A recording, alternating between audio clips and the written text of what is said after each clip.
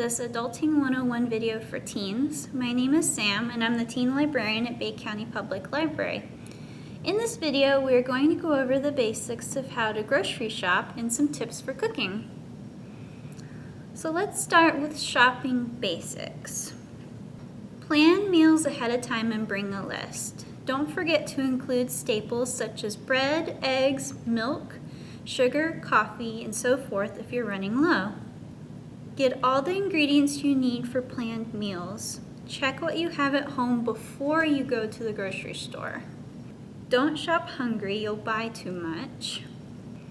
Bring coupons and sales flyers and look for coupons stuck on products you're buying. Use the store's loyalty card for discounts.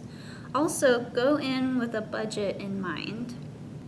Compare prices of the same type of product, but also think about the quality of the product. For example, one peanut butter brand might be cheaper, but it might not taste as good as another brand or have good ingredients. Read signs above aisles to tell you where items are located.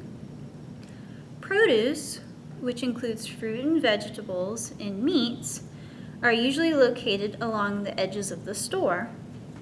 Packaged items and the freezer sections are usually located on the aisles. When using a cart or basket, place fragile items on top of other groceries or in the cart seat so that you don't crush them. Wait to get cold food items last. That way they don't go bad when you're grocery shopping. Remember to buy healthy food items such as fruits, vegetables, and lean meats, not just snacks. Try to stick to your list instead of making a lot of impulse buys. This will help you to save money and eat better. Keep meats away from other foods and place them in plastic bags if available. Raw meat contains bacteria, and separating them helps avoid juices from the meat leaking onto other grocery items. Try to buy some food that will last a long time, such as frozen vegetables. Dried beans, rice, and canned foods last a long time as well. Check expiration dates. Look closely at meat to make sure it hasn't gone bad even before the expiration date. If it has changed color, has a bad smell, or is slimy looking, avoid picking that one. Meat doesn't last very long. If you buy meat and don't plan to eat it soon, freeze it, especially if it's expiring soon.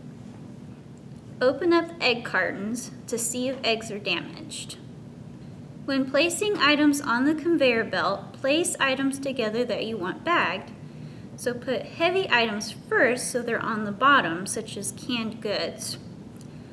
Put cold items together and put the fragile items last, such as bread, so that it doesn't get squashed. Bring your own reusable bags, which is better for the environment.